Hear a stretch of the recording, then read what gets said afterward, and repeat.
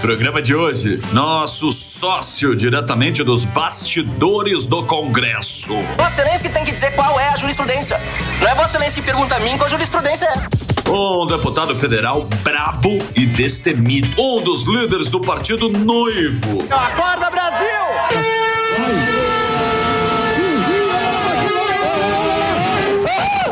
O grande Marcel Van Hatten!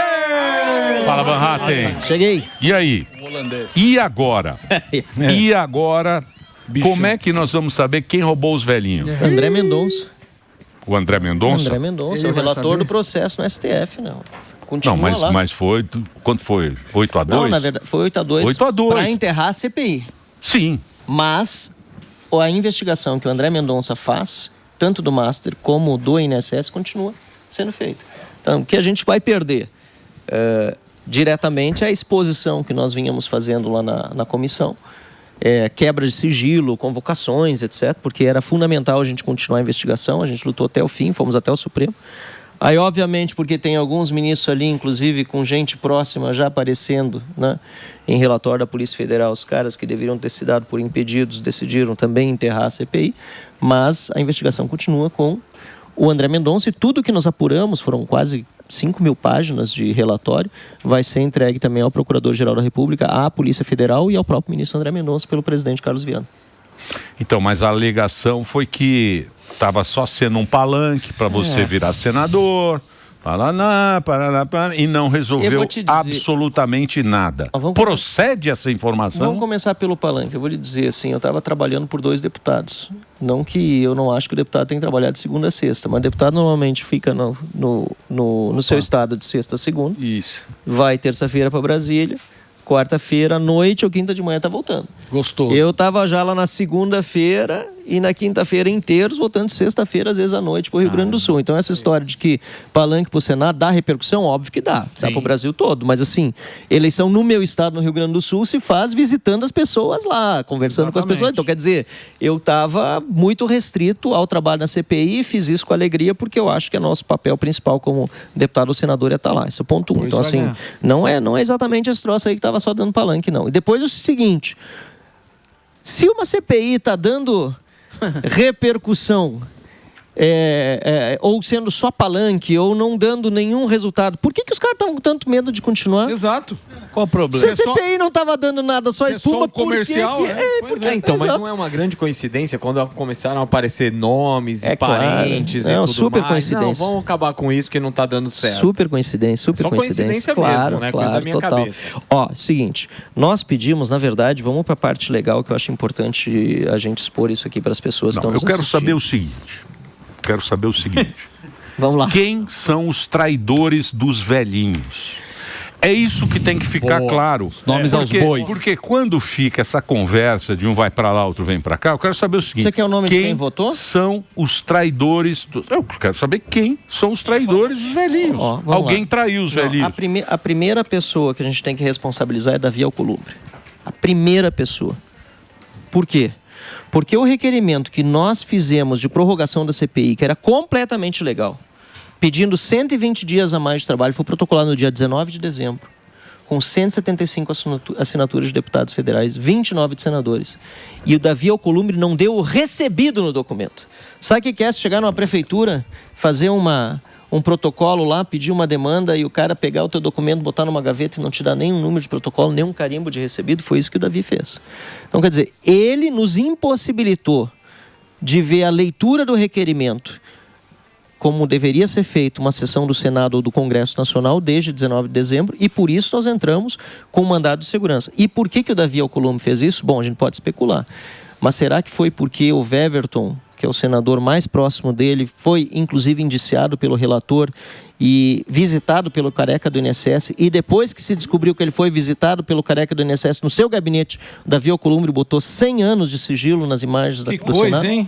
Ou será que foi porque um ex-assessor dele, que foi seu chefe de gabinete até 2021, foi pego num escândalo de rachadinha com grávidas, e aí ele, em vez de demitir, ele premiou esse ex-assessor com 35 mil reais de salário num posto estratégico do Senado, e agora apareceu na nossa quebra de sigilo que esse ex-assessor dele ganhou 3 milhões de reais de uma das empresas da Careca depositar na conta dele. Então, quer dizer, eu posso dar muitos nomes aqui, viu? Porque, por exemplo, na votação última aí foram 19 que votaram para enterrar o relatório, Emílio. Mas eu diria que o primeiro... 19 votaram? 19. Mas Estão contra os velhinhos. Deixa eu ver os nomes aqui. Estão contra os velhinhos? Claro, votaram. Põe no seu site. 19 vai demorar muito. Entra lá, tá, eu te mando depois. Põe lá no entra lá no vanhatten.com. Eu não sei se eu postei a tabela como está aqui. Alguém que eu vi que postou foi acho que foi o deputado Sóstenes postou. Se forem no Instagram dele, deve aparecer senadores que votaram contra o relatório final da CPMI.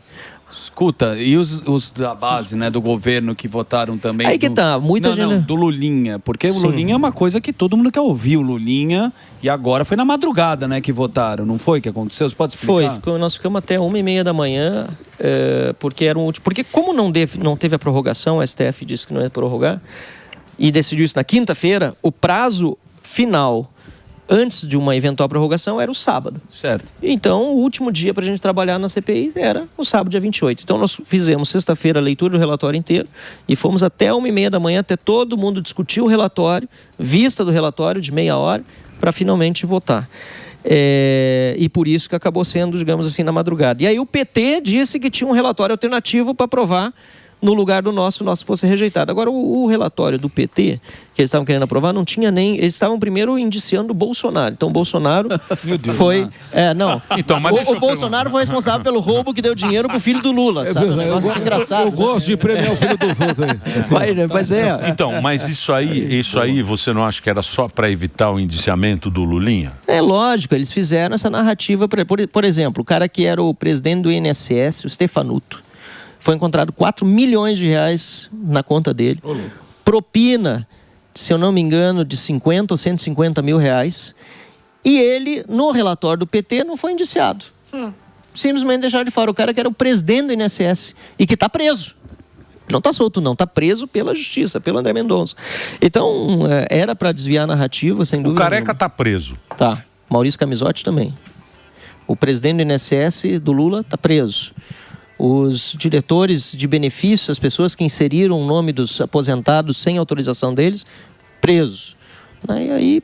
Vocês pediram a prisão preventiva do Lulinha? Né? Eles pediram a prisão preventiva. E o relator... Então, só que agora, porque o grande problema disso aí é que agora você não vai mais saber o que acontece com isso. Eu vou continuar falando. Meio que deram uma calada, né? Mas é difícil, né, Emílio? O trabalho do cara, né, meu? Porque toda hora tem uma blindagem, toda hora tem ainda um político. Se você vai pra STF, teve a história do Flávio Dino também, que tinha a Roberta Lusinger lá, que era lobista. Isso. E aí iam abrir a conta da Roberta Lusinger. Lembra dessa história? Sim. E aí o que aconteceu? É que como a gente... Aí ele deu uma liminar acabando com todos os quebras de sigilo, inclusive dela, e mandando devolver tudo que a gente já tinha conseguido, porque algumas quebras já tinham chegado na CPI. Depois a tal da sala secreta, né? E inventaram, inclusive, que nós tínhamos vazado coisa. Sendo que os ministros do STF o tempo todo estão pelo WhatsApp com jornalistas passando informações de investigados antes de qualquer tipo de notificação oficial. Mas vocês que vazaram lá, o negócio do Alexandre. Do Alexandre, não, eu não vazei nada. Eu falo por mim. Quem que vazou? Eu não sei, eu falo por mim, eu não vazei nada. Alguém tem um X9 lá, não tem? Um que passa no grupo. Pode até ter na Câmara, mas o problema é o seguinte, sabe quanto do material do celular do Vorcaro a CPI recebeu? 0,25%.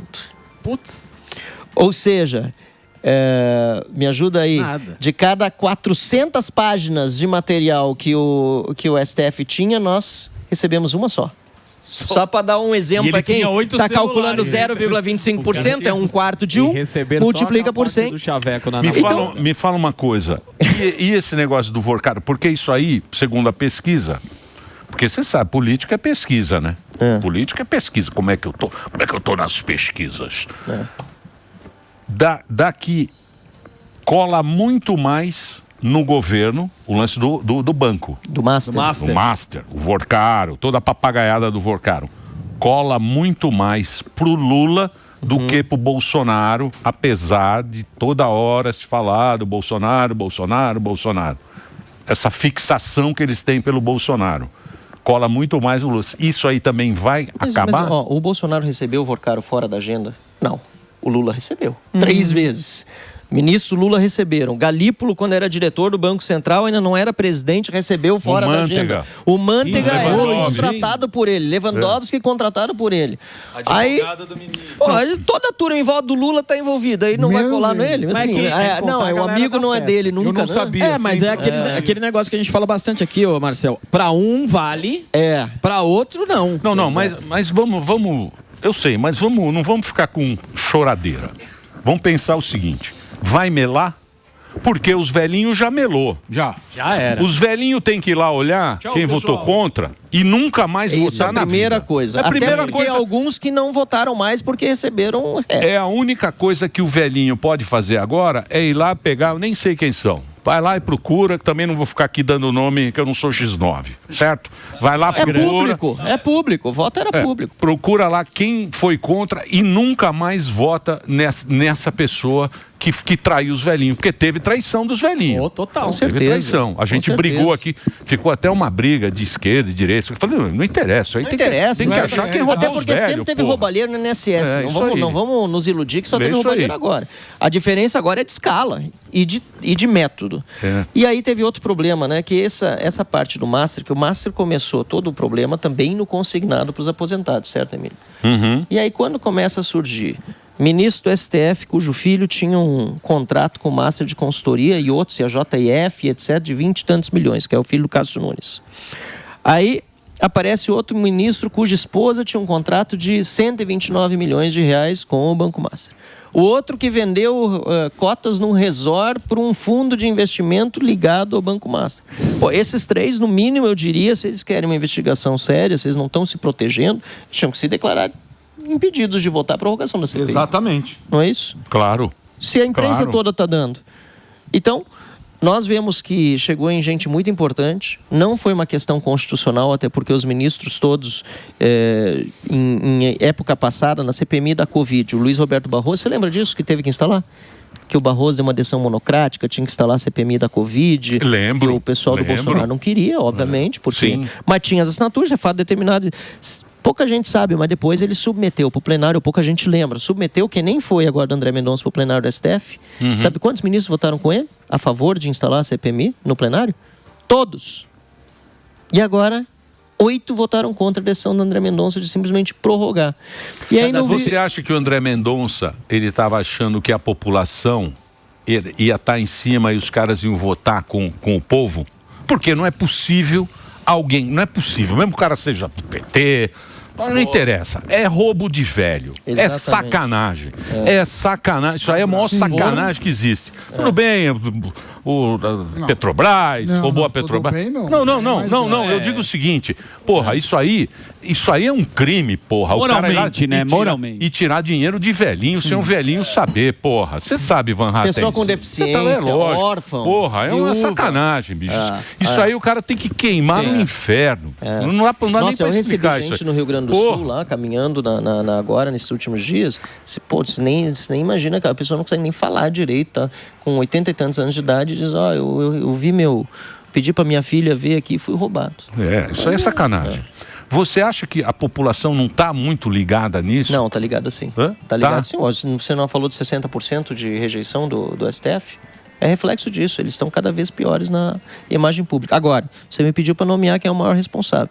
Volto à questão do Senado. Se nós tivermos um senador que seja presidente do Senado, que permita que investigações ocorram e que não tenha o rabo preso, nós mudamos o Brasil. Mas para ter um senador, presidente do Senado, que seja decente, você tem que ter uma maioria do Senado que vote nele para ser presidente. Isso mas só ano que vem. Então, mas como que faz, Van Hatten? A gente falou elegendo senadores. Pois é. Não tem outro jeito. A gente, semana passada, a gente falou sobre isso. Elegemos. O Nicolas, inclusive, fez um vídeo falando sobre isso, questão do Senado. Aí, isso já falando de outra questão que todo mundo votou, né, a favor. Todo mundo votou junto na semana passada. Né? A gente está falando da misoginia. O Nicolas fez um vídeo. Então, aí, como que a gente faz? Porque a gente vota esperando que votem conforme a gente acha que eles devem votar, conforme como eles se venderam, a favor da liberdade, tudo mais. E aí os caras vão lá e votam junto. Como que a gente faz? Porque, assim, a gente não espera que os caras votem em leis, todo mundo junto, de mão dada. O Nicolas entrou aqui, falou a respeito, inclusive fez um vídeo na rede social. Como que a gente faz, hein? Primeira coisa, tem que ter disciplina partidária nessas horas. O Partido Novo fez um tweet hoje de manhã, retuitei, dizendo o seguinte: no Novo só concorre ao Senado quem se comprometer em votar a favor de impeachment de ministro do Supremo Tribunal Federal quando eleito. Então, tem que ser uma regra básica para concorrer. No Novo vai ter que ser. Quer que ser candidato ao Senado pelo Novo, tem que fazer impeachment de ministro do Supremo Tribunal Federal. Tem que se comprometer com isso. E o eleitor tem que cobrar isso dos candidatos agora durante o período eleitoral. Que o cara pode mentir para você e depois fazer outra coisa? Muitos fazem, infelizmente. Mas eu posso falar pelo meu partido, pelo que a gente fez até agora. O Novo tem sido sempre coerente. O que a gente se comprometeu a fazer na campanha, a gente faz depois. Mas expulsa quem não fizer? Expulsa, com certeza. Mas eu pedi a expulsão do João Amoedo. Toda aquela confusão que ele fez. Aí depois ele saiu, né? Pô, o cara tava indo contra o que ele mesmo dizia. Exatamente. Aí fica complicado, porque a gente sempre fala isso. Vota certo. Mas acho que esse é o melhor exemplo, porque o cara foi fundador do partido. O cara tinha admiração de todo mundo. Foi nosso candidato a presidente. O cara pisou na bola, não importa se é fundador. Fomos lá, assinamos. Eu, Zema, mais os deputados federais, assinamos a expulsão. Ganhamos liminarmente, depois ele teve a decência de ele mesmo sair. Como é que o cara vai me votar no Lula? O cara que é do Novo? Pois é. Maluco. Absurdo, pô. Deixa eu só fazer um break rapidinho para o Dedê. Dedê tá muito animado com o papo agora, porque nós queremos saber o futuro do Brasil. Exato. Isso é isso que interessa. Ô, meu querido Reginaldo, vamos fazer um break agora para a Rede Rádio. Atenção, estamos aqui com o Marcel Van Hatten, nas redes Marcel V-A-N-H-A-T-T-E-N. Marcel Van Hatten conversando aqui com a gente. Vai lá, Reginaldinho. Muito bem, continuamos nas plataformas aqui. Mande a sua pergunta aqui pro Marcel. Que vai tomar uma aguinha. Que ele vai tomar uma água agora, que a gente está muito nervoso agora, querendo saber para onde vai o país. Você sabe o que eu acho, cara? E eu vou dizer uma coisa para vocês. Eu me preocupo com uma coisa, com a desmobilização das pessoas. Como assim? As pessoas estão perdendo a esperança. Não liga mais. Sim. E quando a pessoa começa aquela votação que teve aí do misoginia, os caras votaram, nem ligaram para aquilo lá, e não sei o quê.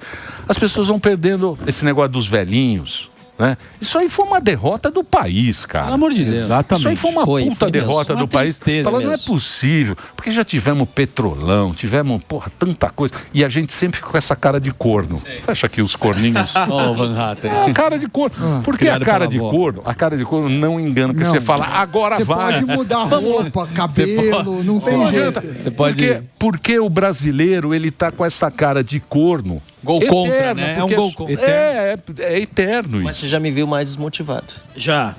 Não, eu vi você mais desmotivado. Já. Eu tô em outra vibe agora. Eu sei. Chegou o momento da gente botar pra fora. Mas eu digo... A população. A população, exatamente. A população não pode ficar desmotivada. O pessoal ia pra rua, mas as lideranças que tem, as lideranças que tem que motivar as pessoas também. O Nicolas, a caminhada que ele fez, foi um sucesso. Sim, mas o negócio de todo mundo ir lá pra Brasília, 200 e tantos quilômetros, ele fez todo mundo largar. Eu fui pra lá, todo mundo tinha um monte de coisa pra fazer. Era janeiro, tinha gente inclusive de férias, saiu das férias, voltou, caminhou. A responsabilidade é muito nossa. E eu tava mesmo falando hoje de manhã com dois amigos aí sobre a questão da história do Brasil recente. A gente tem que pensar onde a gente começou e onde nós estamos hoje. Eu, quando voltei da Holanda, eu estudava fora, estava fazendo mestrado em 2013. Eu tava na fazendo... época das manifestações. Isso, eu lembro. Ele não vai ter Copa. É isso aí. Então, eu fiz um mestrado de 1 ano na Holanda, de ciência política. Eu estava no meu segundo mestrado em jornalismo. E no meio desse segundo mestrado, lá o ano termina em junho. O ano letivo, né? Diferente daqui. Começou esse negócio das manifestações e eu vim pro Brasil primeiro de férias e depois acabei ficando, porque as pessoas disseram, Marcel, acho que é o momento da gente mudar as coisas. E a gente pode até estar decepcionado hoje, Lula de volta, aquela confusão toda, mas se eu comparar como era o Brasil lá em 2013, em termos de mobilização de direita, em termos de representação de direita, até em Câmara de Vereador, Assembleia Legislativa, Câmara dos Deputados, Senado, a gente está muito melhor do que lá atrás.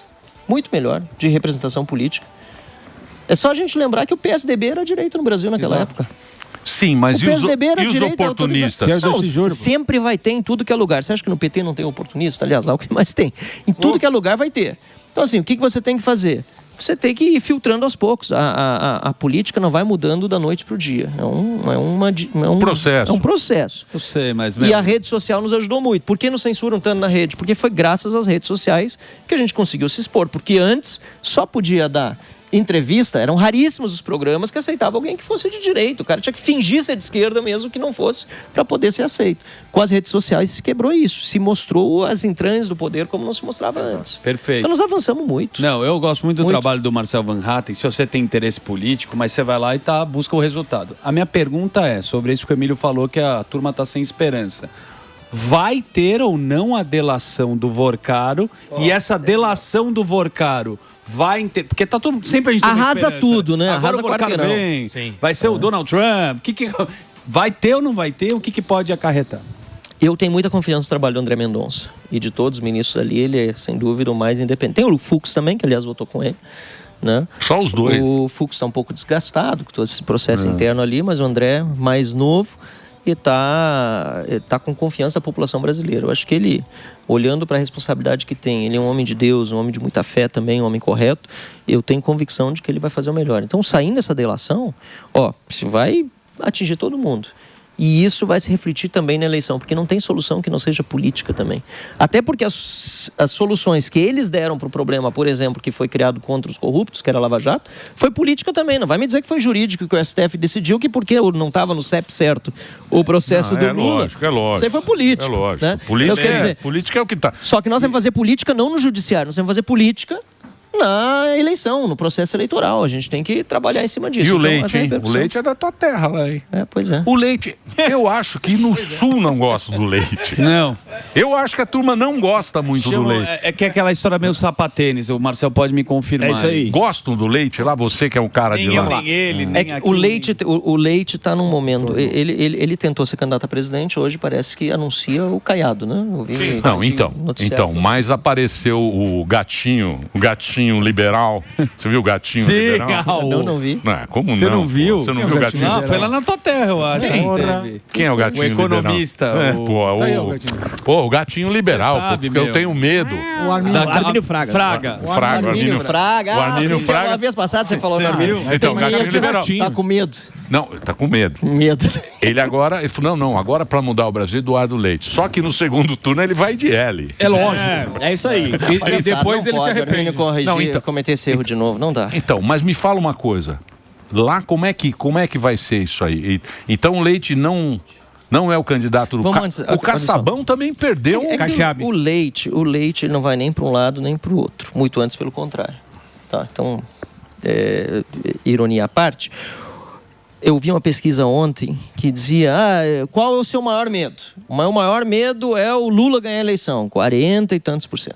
Meu maior medo é o Bolsonaro ganhar a eleição, também perto disso, pouco menos que a rejeição do Lula está mais alta. Meu medo é qualquer um dos dois ganhar a eleição, 7%. Esse é o público que o Eduardo Leite acha que existe no Brasil para uma candidatura de terceira via. Não tem. A eleição passada já comprovou que não tem. Ou você está para um lado ou você está para o outro. Então, por isso a gente está focando tanto em unir a direita. Lá no Rio Grande do Sul, por exemplo, PL, Novo, Progressistas, etc. Nós estamos numa aliança grande lá, já está todo mundo junto. Aqui, nacionalmente, Novo tem candidato próprio. Aliás, o Zema lançou um vídeo muito bacana da história dele.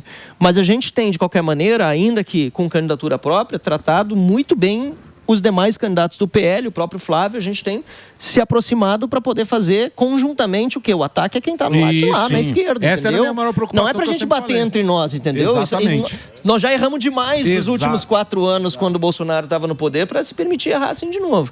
E o Leite não está nessa vibe. O Leite é de esquerda, né? É de esquerda, mas ele faz de conta que não, né? Então, progressista. É que nem o Geraldo Alckmin. Isso. É claro. Porque o Alckmin, o partido do Alckmin, porque é uns caras que são meio PT, mas tem meio vergonha. Sim. É o Cuba. PT caviar. É a Batata. Sim. É o Alckmin, Leite, é o Pernambucano. Gosta de tirar foto com o O Leite prometeu não aumentar imposto, aumentou. ele terminou o primeiro mandato, renunciou e aí foi pegar a aposentadoria especial. Não sei se você lembra disso, estava com 35 anos de idade, pegou a aposentadoria especial de governador, aí a gente criticou, daí ele devolveu, daí não sei o quê. Deu a enchente, a calamidade, e mesmo assim, 3 meses depois, ele foi lá e aumentou salário de um monte de gente que não precisava de aumento de salário no Estado. Então, quer dizer, tem gente que precisa ser valorizada? Tem, mas pô, você tem que olhar a situação, calamidade. Na pandemia, botou lona em supermercado. Eu lembro. Assim que não tem nada de direito de liberal, sabe? Tem de autoritarismo, de intromissão no Estado na vida das pessoas. Né? Assim, ele decidiu, pelo menos até, ele volta atrás de muitas coisas que ele diz, né? Mas ele decidiu que se não fosse candidato a presidente, ele ia ficar governador até o final. Então, ele não deve renunciar de novo e deve apoiar o vice dele lá, o governador. E nós o Caiadão. Bom, a presidência, o Caiado. Não sei se ele apoia mesmo, viu? Porque ele pareceu bem mordido no vídeo hoje. Quando o Kassab mordido, tá junto, mastigado, engolido. O Kassab falou, vai todo mundo, vai você, depois eu vou escolher. E ele se filiou muito antes do Caiado. E lá no Rio Grande do Sul, ele fez um trabalho pro Kassab, assim, filiou um monte de no PSD, tirou do PSDB. Vai ter um monte de candidato a deputado estadual, deputado federal. Eu não vi o Caiado fazer a mesma coisa pelo Kassab que o Leite fez. E aí o Leite foi preterido, eu entendo porque ele tá chateado. E o Ratinho deu uma desistida. Não que eu gosto do Caiado, assim, como pessoa, acho que ele é um cara de posicionamento. Entre os dois eu fico com o Caiado, inclusive. Eu acho que ele é cara... O Caiado merece ser candidato. O cara porque o Caiado, cara... Competente. O Caiado tem quantos anos que ele teve? Foi senador, foi governador. Sim. E é um cara que, nunca regou, hein? Segurança pública. O Caiadão nunca regou. É um cara que... No momento que não tinha oposição direito ao PT, ele ia lá e batia de frente. Deixa eu perguntar um negócio. O que eu ia perguntar mesmo? Eu ia perguntar do Ratinho. O Ratinho também ficou sozinho, né? Ok. Porque o Ratinho não renuncia também, né? Não, porque o Sérgio Moro. O Moro e o Dallagnol. Como se diz em bom português, esnucaram ele. Né? Botaram ele no canto ali, encurralaram, não teve o que fazer. Foi o Moro, agora o Dallagnol, que é o nosso candidato do novo ao Senado, também comprometido em realizar impeachment de ministro supremo. Mas o Felipe Barros, também comprometido, que é outro candidato do PL, também com ligação lá também, assim como a gente está no Rio Grande do Sul, assim como a gente está em Santa Catarina. Aqui também PL novo vão apoiar a candidatura à reeleição do Tarcísio. E Minas, hein? Ótimo. Minas Gerais... Minas tá meio confusa a coisa. Tá meio confusa a coisa lá. Tem o Cleitinho, tem o Matheus Simões, que era o vice do Zema, que era nosso do Novo, foi pro PSD. O Novo tem um compromisso de indicar o vice na chapa dele, aí o pessoal do PSD de lá já disse que não é bem assim, eu achei bem ruim isso. Porque o cara já saiu do Novo para o PSD, aí o vice não vai mais ser do Novo. Aí fica, onde é que está o nosso DNA lá que o Zema representou tão bem, né? Exatamente. Agora o Zema fez um trabalho espetacular aqui, que ele já veio aqui algumas vezes, né? Sim, eu sempre vou voltar trazendo Lojas Zemas. Então, estão falando... O único cara que eu boto em 2 vezes para ouvir parece uma vez só no WhatsApp. Então, mas diz que ele, o Flávio quer ele como vice. Isso. Você acha que ele vai de vice? Eu não sei se ele vai de vice. Ou ele vai tentar carreira solo? Não, hein? Primeiro tem que ter o convite, né? Eu acho que se tiver um convite oficial, tem que sentar, conversar e entender se os dois estão de acordo que é o melhor projeto para o país. Também se fala em Tereza Cristina, se fala em outros nomes. Eu acho que no momento que o Flávio decidir, ele vai lá e conversa. Ou no momento que o Zema entender que ele também tem que fazer uma análise de quem vai ser o vice dele, porque o Zema também precisa de um vice para a chapa dele, né? Ele vai ter que conversar, tá fazendo a campanha. Agora, a campanha dele eu acho muito positiva no momento em que, assim, as pessoas estão ressentidas com corrupção. Ele teve um governo que passou lá ileso em Minas Gerais, um cara que tem um desapego a figura, ele é estoico mesmo, sabe? De espírito e de conhecimento teórico. As pessoas se surpreendem o tanto que ele é conhecedor da matéria. É um cara muito inteligente mesmo. Então, ele tem esse espírito do momento que é parecido com o que foi em 2018, sinceramente. As pessoas de saco cheio, políticos só se usando da máquina pública para enriquecer, para ter... Não estou falando nem de corrupção, né? Para privilégio, etc. E ele é muito diferente. Eu acho ele muito importante nesse momento na nossa campanha. E quem sabe ele é o futuro presidente do Brasil? A gente não sabe. Ele foi governador de Minas, ele tinha 2-3% 3 semanas antes da eleição. Eu fiquei pensando cá com os meus botões, que muita gente ficou brava, porque muita gente acha que a gente aqui é cabo eleitoral. eleitoral. E aqui não tem cabo eleitoral nenhum. gente odeia Porque esse programa aqui tem 40 anos. Já passaram 70 presidentes, 70 deputados e a gente está aqui firme. A gente gosta da verdade e da liberdade que a gente tem na emissora, que dá toda a liberdade aqui pra gente. E todo mundo tem direito a falar o que quiser nesse programa. Uma tribuna livre, graças a Deus. Rabo solto. E parabéns. Agora, o que acontece, meu querido Van Hatten? O que eu acho que a população está descobrindo? Eles não querem mais o político que engabela. Isso. Eles não querem mais o político. Se o político é de direita, por exemplo, aquela votação que 67 votaram, teve um voto contra aquele projeto feminista. Aí eu fiquei pensando cá com os meus botões, o Flávio. Aí o Flávio foi falando, não, aquilo lá era uma pegadinha do PT para me ferrar o caramba. Partindo desse princípio, você fala, não, essa foi a defesa que todo mundo usou para falar, não, isso é o PT que está fazendo ele fazer para ele perder voto do PT. Se você pegar a campanha do Milei na Argentina, ele foi contra tudo isso e mostrava. E bateu de frente. Afuera. Como é que era? Na campanha, ele ia lá e falava, isso não, isso é um absurdo. Bem claro. Porque a população, ela sabe que o woke já acabou no mundo inteiro. E os caras estão vendendo isso e estão comprando isso. E o problema dessa lei, se essa lei é aprovada, daqui 10 anos, o que a gente fala hoje, porque essa lei ela não caduca. Essa lei do racismo, ela não caduca. O que você falou hoje, daqui 10 anos, o cara vai lá, pega o que você falou e você se ferra. Não, Léo Lins, aquele negócio, só não votou contra aquele negócio da piada. É isso aí. Então eu acho que a população, ela quer realmente saber o que a pessoa... Não quer mais nego engabelando, né? Porque você tem muita informação.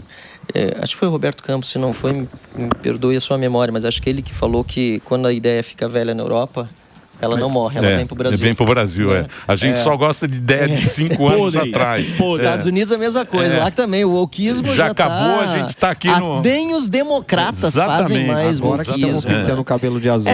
Assim, sobre esse projeto específico, deixa eu vir para a Câmara dos Deputados, vamos trabalhar para barrar, se é que o presidente Hugo Mota vai pautar. Acho que tem uma reação muito negativa, inclusive em meios que não são de direita. Porque o pessoal está vendo que claramente ali foi um negócio contra a liberdade de expressão. E não é liberdade de expressão para agredir ou para uma coisa, mas muito antes pelo contrário, é para distorcer e fazer a perseguição que hoje eles fazem, inclusive com humoristas. Né? Sim, porque é isso, se acaba com uma piada... Aquilo é para ferrar quem tem voz pública. Como é que você vai fazer para contar uma piada se começar a limitar a liberdade de expressão de todo mundo? Não existe possibilidade. Cada vez mais eu vejo, humorista faz assim, não é que não quer fazer... Não pode filmar o humorista falando. Não é porque ele não quer que divulgue na internet o trabalho dele, daqui a pouco o cara não vai mais pagar o ingresso para assistir. Porque tem isso também, óbvio. Mas é muito mais porque o cara tem medo que se ele não controlar o corte... Lógico, ele vai tomar um processo. É assim que começa. Não dá, daqui a pouco não tem mais humorista, não tem mais ninguém... Aliás, a pessoa fica com medo de se expressar. Vocês estão de parabéns por manter o programa. Um dos programas que acabou no Brasil depois que entrou esse negócio todo foi o Cacete e Planeta, que eu cresci assistindo. E criticava o presidente, era o Fernando Henrique Cardoso, era o Viajando Henrique Cardoso, entendeu? Criticava todo mundo e tal, depois sumiu. Mas hoje em dia as pessoas, elas estão assim meio... não aceitam mais. A turma tá brava. Não, eu acho que eu acho que teve um pico disso e hoje o pessoal começou a perceber que a liberdade de expressão é mais importante que isso. Sabe? Assim, para todos os lados. Para todos os lados. E foi um dos motivos que me fez... Quando eu voltei, voltando à minha história lá em 2013, quando eu voltei do Holanda para o Brasil, um dos motivos que me fez voltar foi a garantia das pessoas que eu ia poder falar o que eu pensava, das que estavam no meu entorno quando a gente fez a campanha. Disse, eu não gosto de negócio político... No Brasil tem dificuldade de dizer não fala as coisas como elas são. E eu vivi um período de 2 anos lá na Holanda e na Dinamarca, que são países que o pessoal é muito direto. Tem gente que acha que é até ofensivo, né? Quem conhece um pouco da cultura... Se expressa, né? Aliás, para nós é ofensivo. Tem gente que diz tão claro um não assim. Se você tá mal-humorado, você tá mal-humorado. Ou dá uma opinião sobre você e o cara vai lá e critica a tua roupa, qualquer coisa, como se fosse, entendeu? E é normal, assim.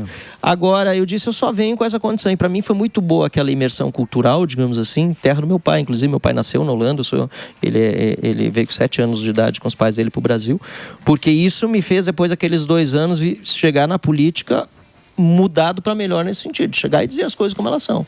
E hoje a gente vê um monte de gente que está nessa atuada também. Não temos uma vitória que agora preso não vai poder votar, porque foi iniciada pela sua pessoa. Exatamente. Foi emenda nossa ao projeto que o Derrite estava relatando, projeto antifacção. E o Lula falou que é dele, hein? Pois é, mas o Lula vai perder uns votinhos aí. Lembra que os presos comemoraram lá, 90% votou nele? Sim, aí acabou. É o seguinte, de cada 4, 1 é do Lula. Os presos? Se não mais. Acho que o outro errou o voto. Acho que eram 3. Ou votou no... Não, de cada 4... Era quase 80%. Não, de cada mesmo. 4, 3. Isso. De cada 4, 3. De cada 4, 3. Um não votou. Isso, de cada 4, 3 é Lula. Não, mas a gente acabou com isso. Aí o projeto do Derrite ofereceu uma emenda. E na emenda nós colocamos lá que preso provisório também não vota mais. Porque o preso que está preso já permanente já não votava. Uhum. Mas era um absurdo. O cara está preso provisoriamente, uma medida cautelar para afastar ele da vida em sociedade.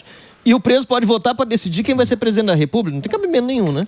Então nós acabamos com isso, foi aprovado e foi sancionado pelo Lula. Até fiquei surpreso. Lei antifacção também, né? Tem essa Ô treta. Van Hatten, qual é o futuro? Para onde nós vamos? É isso que a gente quer saber. A bússola. Nós vamos para onde o povo mandar que a gente vá. A gente tem que ter esperança sempre.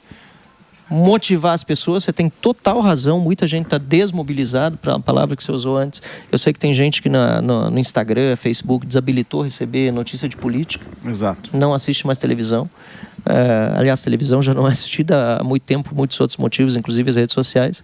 Mas esse ano vai ter que voltar a acompanhar mais política se quiser mudar. Então a gente está nas mãos do povo, numa democracia assim que funciona. E eu tenho esperança de que toda essa repercussão, por exemplo, você mesmo mostrou, né? 60% de pessoas no Brasil que desaprovam o trabalho do STF. Uhum. Teve momentos que eles diziam, defendem a democracia. Pô, como é que pode o Dino falar que prorrogar uma CPI que está vendo o roubo dos velhinhos por 120 dias é coisa de ditadura e aceitar que o inquérito lá das fake news está 7 anos aberto? Sim. Pô, e isso é coisa de defender a democracia? Tem cabimento. Então nós estamos na mão do povo, tenho muita confiança e esperança no Brasil. Não foi à toa que eu voltei quando estava morando fora. Passei esses anos todos ralando, trabalhando na Assembleia, depois na Câmara dos Deputados. E agora eu tomei essa decisão de ser pré-candidato ao Senado, que não é uma decisão, digamos assim, para a maioria das pessoas é uma decisão, não vou dizer errada, mas assim, que as pessoas não tomariam. Porque eu, como candidato a deputado federal, muito provavelmente eu me reelegeria. Porque eu sou conhecido, fui 2 vezes, fui mais votado na primeira vez, a segunda fui o segundo mais votado do estado, sempre as 2 votações juntos mais de 600 mil votos.